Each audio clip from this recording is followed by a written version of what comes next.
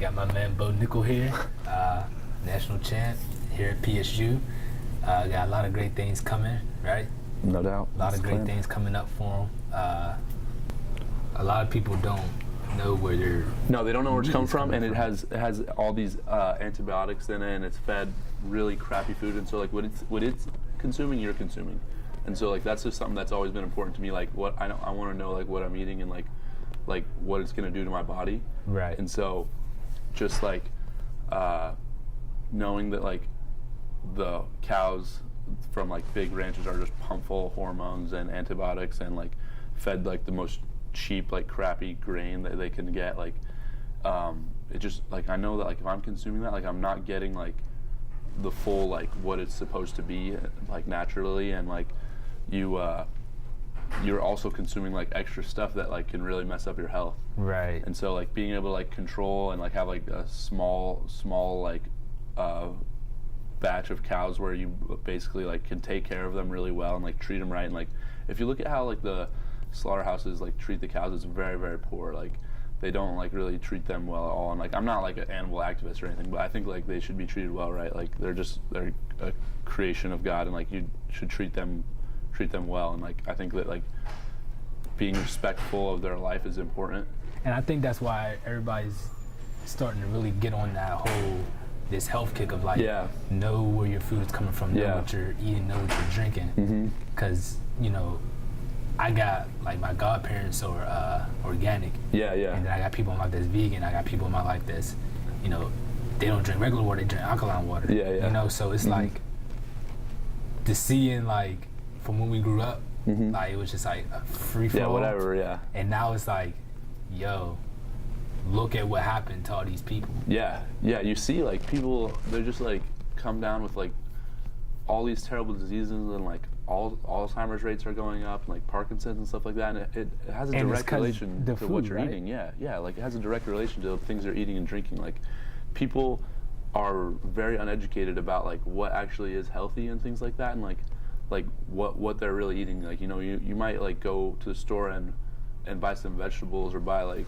corn or potatoes, but like you don't really know like the different pesticides that are being used by the farmers, and like the different things that they're doing to the crops to like make sure that like they're getting like the most bang for their buck, right? Like all those companies are interested in is making money. Like they're not interested in the health of like the average person, and so they just basically do the cheapest way and the way that is gonna ensure that they make the most money, which is terrible for you. And that's like I do pretty much all like organic.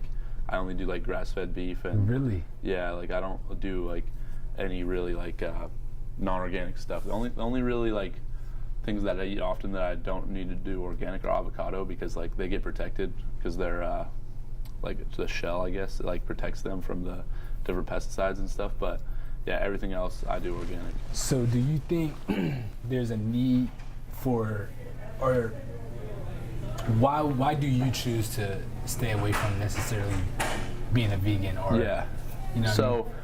To me, like I don't really believe that like what the vegans say about like how you don't need meat and stuff like that. I feel like that's part of why the animals were created. Like God created them like for us to consume and stuff like that. Right. And they were living pretty long back then. Yeah. With it. Yeah. And I love meat, and I don't really think that I think that it's important to have respect for the animal, and I think that that's their purpose, right? Like so when you look at the like corporate organizations in America and like how they treat the animals, it's like so poor and it's terrible, and like I disagree with that 100%. But I also think that there's a way to like raise them and treat them to where they serve their purpose and it's good. It's like a respect thing. Like you never like if like for me, like when I raise steers, like I want to be able to like give them a happy life, and then like I'm gonna like kill them myself and stuff, and it's just like it's more of like a respect thing. Like you got to respect the animal and like let it serve its purpose, and then after that like it's you're consuming it, and so like that is how it's supposed to be, and it's good. You know, it's not like a lot like the book that I read, like this guy traveled to Japan and he was What was it called? It's called Craft Beef. Craft beef. Yeah, he traveled to Japan and he was looking at like how they raise the cows and stuff, and like they were like their living conditions were like super nice, and they like fed them like really like good healthy food, and so and the cows were like happy and acted so much different than like cows you'd never seen. They're like puppies, and so when they would take them to slaughter and stuff, they would never like leave them alone. There would always be like two of them with them, because if they're alone, they kind of freak out and they get like really anxious and stuff, because they know what's going on, they know what's going to happen. So they like give them a partner to stay with them. They take them back into like this area that's like it's like really peaceful, and it's like covered so that like none of the other cows can like see and stuff, and then like they do it in a way that like is like no stress for the animal and stuff like that. And just whereas now you see like if you go to like a place in like Texas or Oklahoma and like a huge ranch with thousands of cows, they just basically like walk up to them and like shoot them in the head, and, like it's like they'll just like they'll just like walk up to them and like put them all in like a what do you call it, like a big semi truck, and then just like dump them out and like cut their throats. Like it's very like in I don't want to say like inhumane, because it's like worse than that. It's not. It's just very like disrespectful to the animals, and not like. It's just like when you have a dog and you know animal protection. Yes, like, exactly. Like you take care of dog, it. You know. Yeah, take care of the dog. Like that dog. Like the cows. Like they trust you. Like I went up to a ranch in New York. This guy I know is like doing kind of what I want to do, and I went up and just like the cows trust him. They walk right up to him, and like they're like friendly. They're like dogs, you know, and stuff like that. And so it's just like seeing the way that they're treated. Like it makes me want to just like do it the right way, and it's something that I enjoy. So yeah, I'm like I feel like passionate about it. Also with that is moderation. Yeah. Like I feel like, especially here in America, like we consume so much food, way overdoing and we're not looking at like too much of anything is bad for you. Yeah. So meat can get dangerous because you're eating a whole bunch of it. But when you eat when you're portioning out and when you're meal prepping, when you're doing all that type of stuff, that like we learn as athletes, nutrition and stuff like that, but everybody, the general public doesn't always know. Right, yeah, and it's like I didn't really know. I thought I knew a lot about nutrition, and then I got to Penn State and I started doing some research and like looking into things, and then I had like some people that really helped me out, and I was just like, wow, like I did not know like that this wasn't good for you. Like I didn't know that like rice has like a ton of arsenic in it, and it's like not that good for you, and just some different stuff like that, and like the pesticides that they put on just like regular plants and different things like that. I'm like, wow, like I had no idea. And it's just something that I feel like what you said, like it's okay. I'm not somebody that like is super strict on my diet, but it's about moderation. It's about like making sure that like you're eating all the good things, and then like if you want to eat a donut, like eat a donut, whatever. Like it's not like that's gonna like ruin your health, you know, but like you can't eat a dozen donuts every day for a year. You know, and people do that. They take it way overboard, you know, like eating fast food for every meal and stuff like that. Like, okay, if you eat fast food, like I don't really eat much, but like let's say like finish the season and eat it once or eat it like twice, and then it's like, okay, like that's fine, then you get back on it. But yeah, it's all about moderation. Like for me, like my philosophy on my diet is like I'm gonna eat as much good stuff as I can, all the good stuff and all the stuff that I need to like make sure that my body is 100% like ready to compete and like fueled properly. And then if I want to eat like something else, then I'll eat something else, but just moderation. That's funny because I was on the same tip. I think it was in 11th grade or 12th grade or something like that. I stopped eating fast food. Yeah. Like all that McDonald's, Wendy's, I stopped eating it all, right? Yeah. And people was looking at me like, yo, what you crazy? What's good with you? I'm like, listen, bro. Yeah. Like that stuff ain't really good for you. And I'm trying to, at the time, like I'm like, I want to be able to compete to the best of my ability. And so with that comes with what I consume in my body. 100%, yeah. And how I train. Yeah. But you kind of gotta have both. Like I can't just train and literally eat whatever I want and think that I'm going to be. Doesn't work. So I stopped eating fast food and I started to key in, but that was always because my mom was always bringing home like whole wheat food, whole wheat bread, or she was always, you know, talking about different things that could really work. And Then like a couple years ago, she was talking. You ever heard of Dr. Sebi? Yeah. She's just like, y'all the Dr. Sebi, like key limes, and she always gave me different stuff that I should do, and she would tell me like when I was eating bad, like Jibril, you should stop. Yeah. Because you're going to end up with sugar diabetes or something. Yeah, like, seriously. And after a while, I was like, yeah, she's probably right on something. And so I started changing my diet and kind of figuring out through my godparents and all that other stuff, like, it was good to have people in my life that was like, look, this is trying to help you out. Yeah, like because like if you just look at the media and like stuff like that, they portray a lot of things as healthy and they're not healthy. Like you don't, no one really like reads food labels or like sees like the different stuff that's like actually good for them. Like you have to look, you have to like research and know. You can't just like watch a commercial or like look at something in the store and like see it and be like, oh, like that's healthy. Like just because like the way that they market it and package it and stuff is very misleading, and like but like you have to like read the nutrition labels and like see like what's actually in it, and because like I do that all the time now. Yeah. Every time I pick up something, I just I never like will buy something without reading the label. Like it's crazy, but yeah, it's like it's kind of fun. It's like a game. It's like how can I, for me, like my competitiveness. It's like how can I like get into a little advantage, like do like this right. Like I'll like have a little like let's say like I got a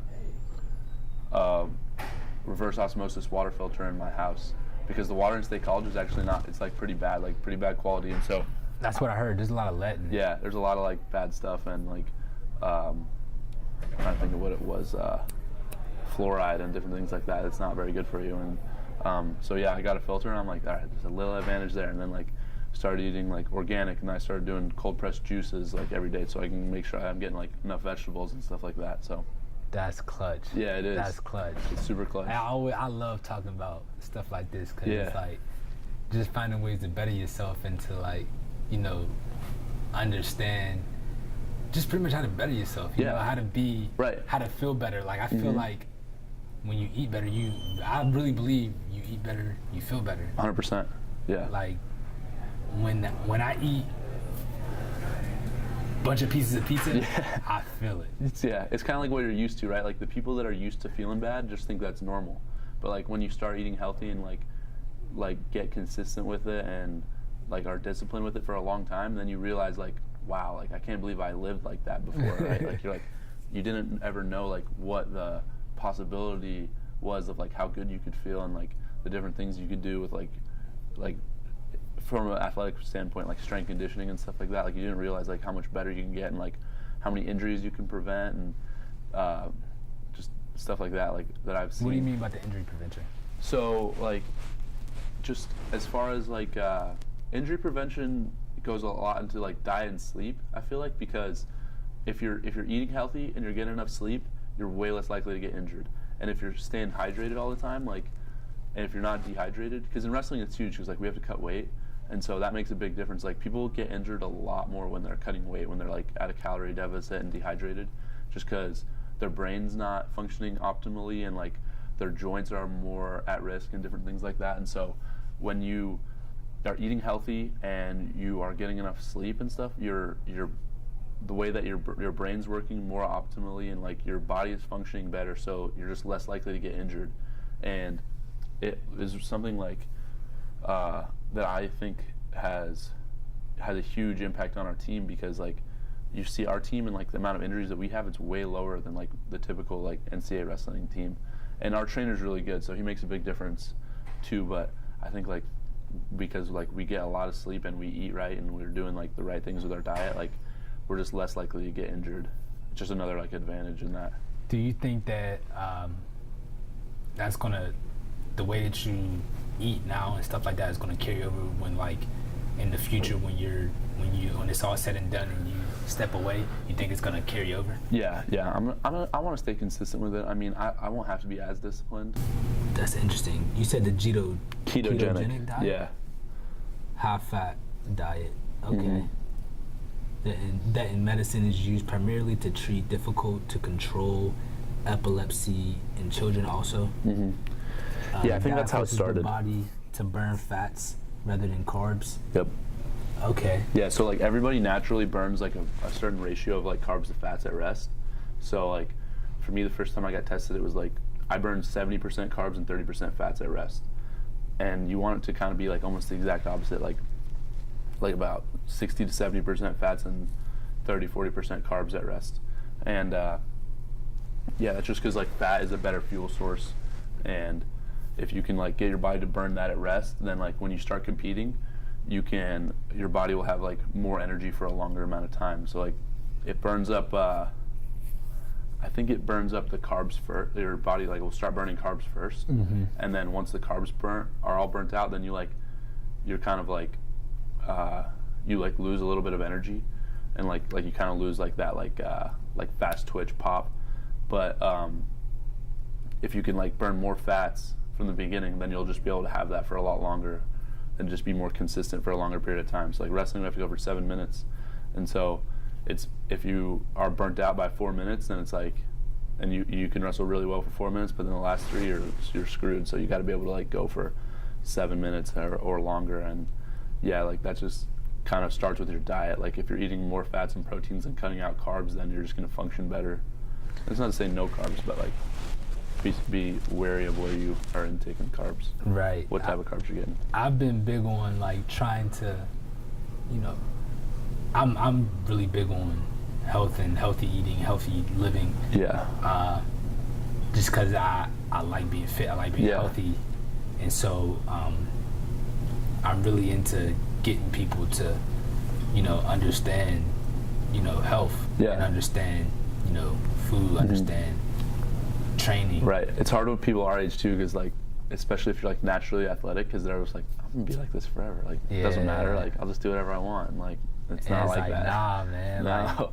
Like, look at these people. Right. Yeah. And it always catches up to you. Like some people it takes longer, but it always catches up. Like you just see if somebody's sleeping bad and eating bad, like at the end of the like they might win for and like be successful for so long, but like it will catch up, like without a doubt. Even like Tom Brady, like that man's diet is crazy, ridiculous. Bro. Yeah.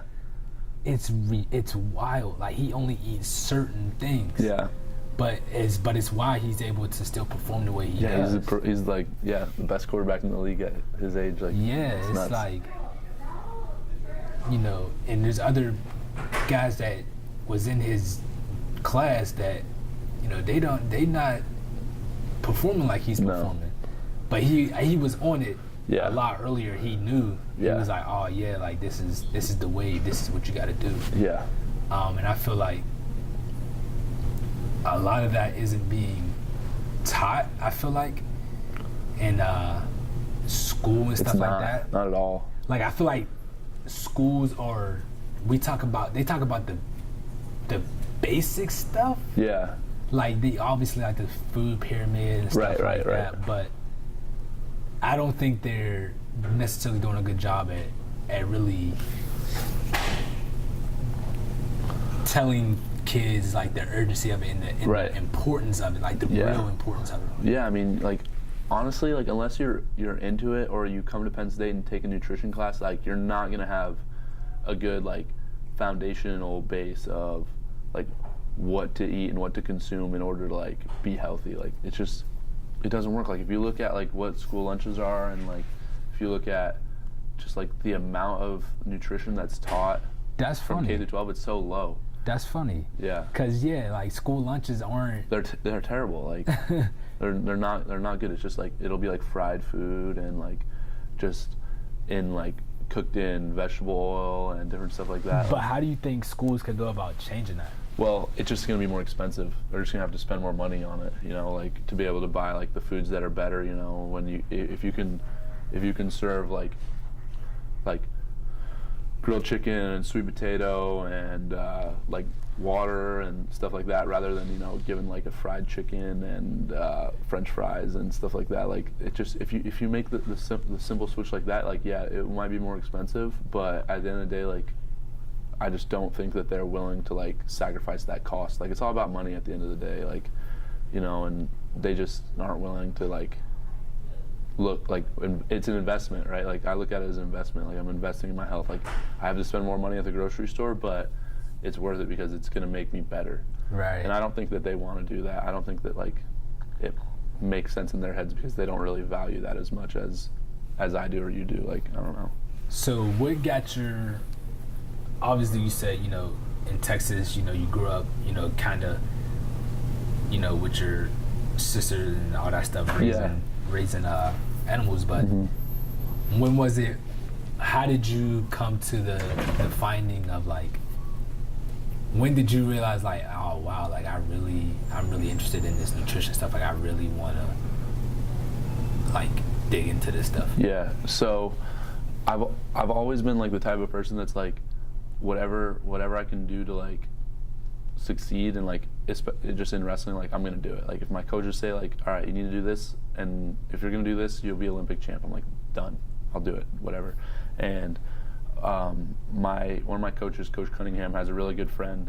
His name's Sam Calavita, and he's a like a strength conditioning coach / nutritionist, and he's based out of California, and he started working with some of the guys on the team, and he is like really knowledgeable in like strength conditioning and nutrition, and he puts together like my meal plans and my supplements and my lifting programs like throughout the year and throughout the summer. And after like talking with my coaches and them kind of like telling me the different stuff that I needed to do just to like better my body and to be able to perform better, like I started getting into it just because I'm like, well, like, all right, if they say like this is gonna make me better, then like I'm gonna like research it and kind of look into it and see like why and like if there is a difference, and like then I was gonna just do it and see how I felt, right? So I didn't eat super healthy up until that was maybe my sophomore year of college, and I ate healthy, but it was more so just like I ate whatever I wanted to eat, and then it was generally healthy, like relative to like a typical like college student, and because I had to like make weight and stuff already and things like that. And so once he started teaching me, it's like you learn like a couple little things, and then you like can do them, and then you add one little thing here, add a little thing here, add a little thing here. So like you kind of slowly got to cut back, like I would slowly cut back, like depending on what I was trying to do. Like if I was trying to like maintain my weight, I would cut, like I wouldn't eat really very many carbs, but I would just like up my proteins, up my fats, and eat like as much vegetables as possible. Like if I got carbs, it'd be from like fruits, vegetables, and potatoes, and like I wouldn't really like eat like breads or pastas, or like I try to stay away from like stuff that was high in sodium, like condiments or stuff like that, or like seasonings, and like then you just kind of add a little thing here, add a little thing here, add a little thing here, and now it's like it would take a long time to tell you like everything that I do. Yeah. But just because but now it's just like kind of natural to me, and I feel like my body is like way more fit. Like last summer I guess last April I weighed 192, and by the time we hit August I had gained like 13 pounds of muscle, and just like I felt like amazing, like so good, just because like I was lifting and eating like 4,000, 5,000 calories a day, and I cut out like certain things from my diet, and I just like so yeah, like and I wasn't like just lifting and eating too. I was like still doing like full wrestling training sessions and stuff, so I wasn't just like completely focused on like gaining weight.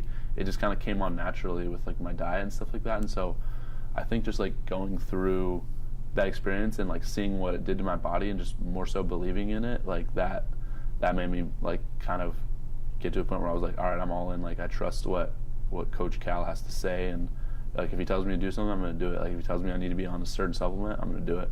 If he tells me I need to like cut this out, then I'm gonna do that. So that's kind of like where I'm at now.